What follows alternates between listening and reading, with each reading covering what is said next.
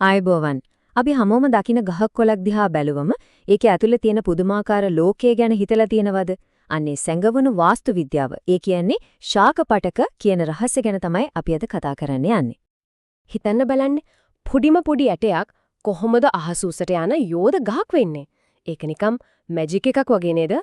හැබැයි ඒකට උත්තරේ තියෙන්නේ ශාකයේ සෛල අස්සේ. හරිම ගැඹුරු තැනක. අපි අද ඒ රහස හොයාගෙන යමු. මේ දැවැන්ත ව්‍යුහය තේරුම් ගන්න නම් අපි පටන් ගන්න ඕනේ මූලිකම තැනින්. පටකයක්. පටකයක් කියන්නේ මොකක්ද? හරිම සරලයි. එකම වැඩක් කරන්න එකට එකතු වුණු සෛල කට්ටියක්. හරියට ලොකු බිල්ඩින් එකක ගඩොල් ටික වගේ. ශාකයක් කියන මේ පුදුම නිර්මාණයේ මූලිකම ගොඩනගුම් එකකේ තමයි මේ පටක කියන්නේ. හොඳයි. දැන් මේ ශාකපටක ලෝකයේ ඇතුළේ තියෙනවා ලොකු බෙදීමක්. හරියට කණ්ඩායම් දෙකක් වගේ. මේ බෙදීම තීරණය වෙන්නේ එකම එක සරල දෙයක් මතයි. ඒ තමයි මේ සෛලවලට තව තවත් බෙදිලා ඒ කියන්නේ ගුණණය වෙලා අලුත් සෛල හදන්න පුරවන්න බැරිද කියන එක. මෙන්න මේක තමයි මේ ප්‍රධානම වර්ගීකරණය. එක පැත්තක ඉන්නවා විභාජක පටක. මෙයයි තමයි ශාකලෝකයේ ඉංජිනේරුවෝ නැත්තම් ඉදිකිරීම් කණ්ඩායම.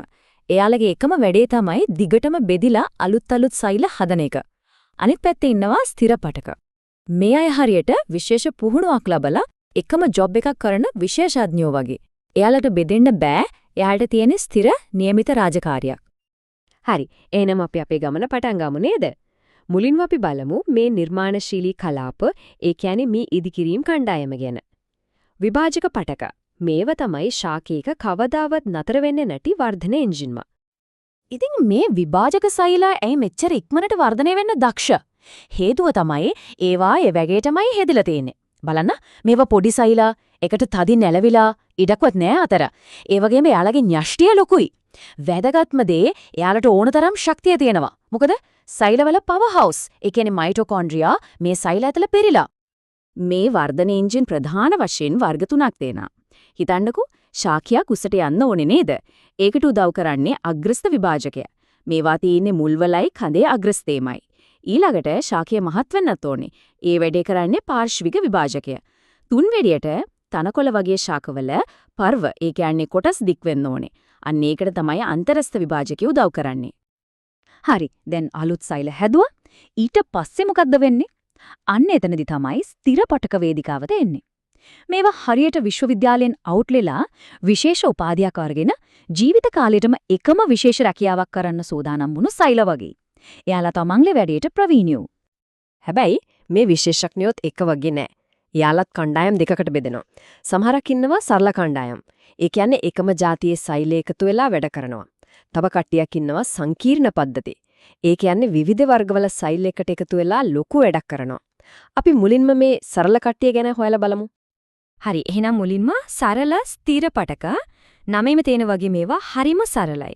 ඒ කියන්නේ එකම වර්ගයක සෛල ගොඩක් එකට එකතු වෙලා එකම කාර්යයක් කරනවා.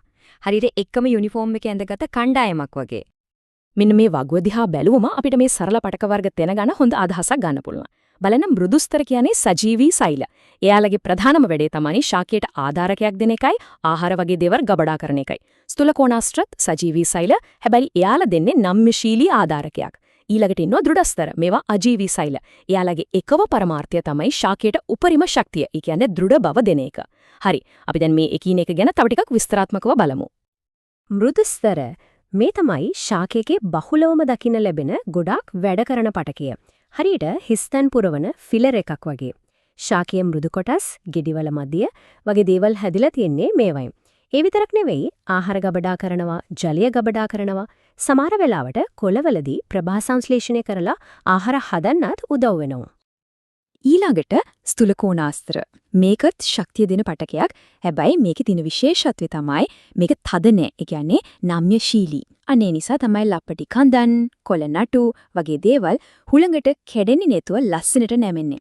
ඒක හරියට ශක්තිමත් ඒත් නැවෙන සුළු ආධාරකයක් වගේ. දැන් අපි එන්නේ ශාකයේ සන්නාහය වගේ වැඩ කරන පටකයට. ඒ තමයි දෘಢස්තර. මේ සෛල මේරුවට පස්සේ මැරෙනවා. ඒ කියන්නේ අජීවී වෙනවා. එයාලගේ සෛල බිත්ති ලිග්නින් කියන හරියට කොන්ක්‍රීට් වගේ ද්‍රව්‍යයකින් ඝන වෙලා තියෙන්නේ. ඒ නිසා ශාකයට උපරිම දෘঢ় බවක්, ශක්තියක් ලැබෙනවා. හොඳම උදාහරණයක් තමයි පොල් කෙඳි නැත්නම් ගෙඩිවල තියෙන තද කටු. හරි. සරල පටක ගැන අපි කතා කළා. දැන් අපි යන්නේ ඊළඟ මට්ටමට. සුපිරි පද්ධති. ඒ කියන්නේ සංකීර්ණ ස්ථිර පටක. නමයම තියනවා වගේ මේවා සංකීර්ණයි. මොකද මේවා හැදිලා තියෙන්නේ එක සෛල වර්ගයකින් නෙවෙයි. විවිධ වර්ගවල සෛල එකට එකතු වෙලා හරියට දියුණු කම්හලක වගේ එකට වැඩ කරනවා. ඉතින් මොකද්ද මේ සංකීර්ණ පටක කරන ප්‍රධානම දේ? එයාලා තමයි ශාකයේ ප්‍රවාහන ජාලය. එහෙමත් නැත්නම් අභ්‍යන්තර නල පද්ධතිය නිර්මාණය කරන්නේ. ඒ කියන්නේ ශාකයට අවශ්‍ය දේවල් එහා මෙහා ගෙනියන එක තමයි එයාලගේ ප්‍රධානම රාජකාරිය. මේ ප්‍රවාහන ජාලයේ පළවෙනි එක තමයි ශෛලම. හිතන්නකෝ මේක හරියට එක පැත්තකට විතරක් යන වතුර පයිප පද්ධතියක් වගේ කියලා.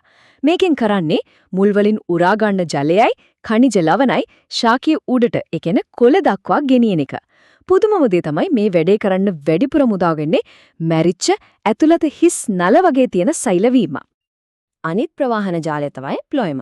මේක හරියට ශාකයේ ෆුඩ් ඩිලිවරි සර්විස් එක වගේ. කොළවල ප්‍රභා සංශ්ලේෂණයෙන් හදන ආහාර, ඒ කියන්නේ සීනි, ශාකයේ වර්ධනය වෙන කොටස් වලට, ගබඩා කරන තැන් වලට මේ හැම තැනකටම බෙදා හරින්නේ මේ ප්ලොයම පටකෙන්. ශෛලම වගේ නෙවෙයි මේ වැඩේට සජීවී සෛල ප්‍රධාන වශයෙන්ම දායක වෙනවා. එළනම් මතක තියාගන්න ඕන වැදගත්ම දේ තමයි මේක. ශෛලම කියන්නේ ජලය සහ ඛනිජ ලවණ උඩට ගෙනියන වෝටර් සප්ලයි එක. ෆ්ලෝයම කියන්නේ හදපු ආහාර ශාකයේ පුරාම බෙදා හරින ෆුඩ් ඩිලිවරි එක.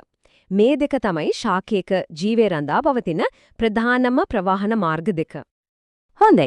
දැන් අපි මේ කතා කරපු විවිධ කොටස්, මේ විවිධ පටක වර්ග ඔක්කොම එකට එකතු කරලා බලමු.